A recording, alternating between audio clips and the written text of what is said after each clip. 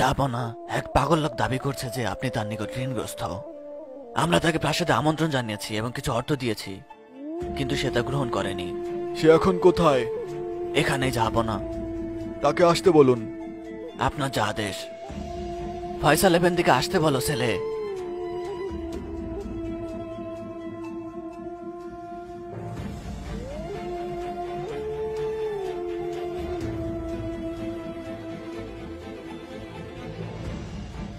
বলুন এফেন্দি, আপনি কি বলতে চান?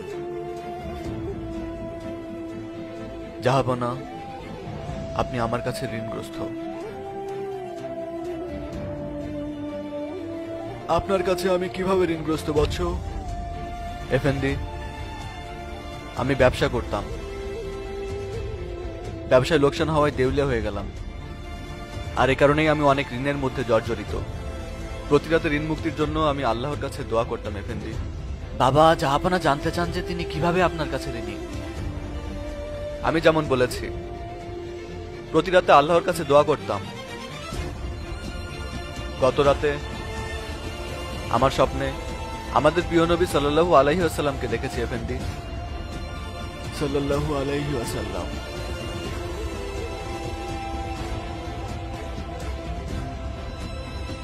তিনি আমাকে বলেছিলেন, আমার হামিদকে বলো প্রতি রাতে সে আমার উপরে যে সালাতুস সালাম এবং জিকির পাঠ করত, গত রাতে সে তা পাঠ করেনি। যাও এবং গিয়ে তোমার প্রয়োজনের কথা তাকে বলো। তিনি এমনটা বলেছিলেন আফেন্দি।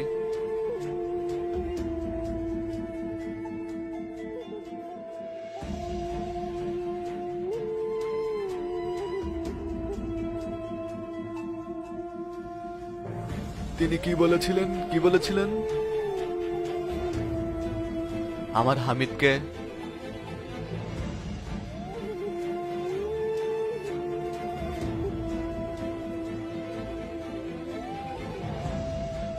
এগুলো নিন।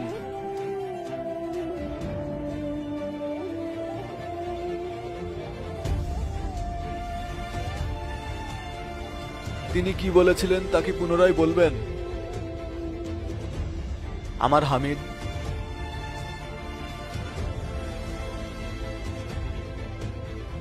এগুলো নিন।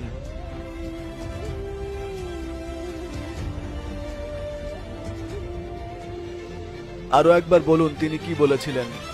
প্রিয় নবী আমাকে স্বপ্নের মধ্যে বলেছেন যে আমার হামিদকে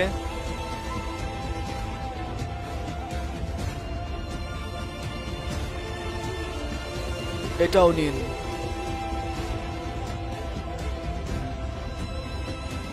আর একবার বলুন আমার হামিদ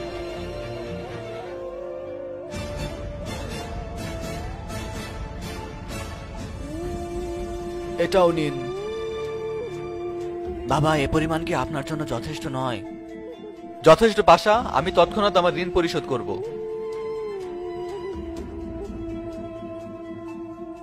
নিরাপদে থাকুন।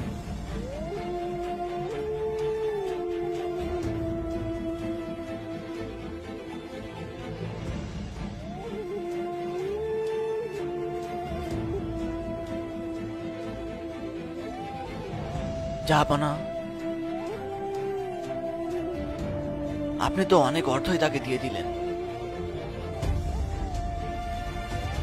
আপনি কি বলছেন পাশা?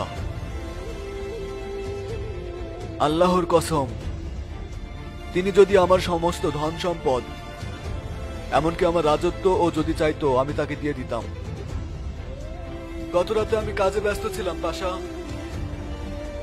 কাজ করতে করতে আমি টেবিলে ঘুমিয়ে গিয়েছিলাম পাশা। আমি দুধ পড়তে ভুলে গিয়েছিলাম। ভুল হয়ে গেছে পাশা। আল্লাহ আমাকে ক্ষমা করুন।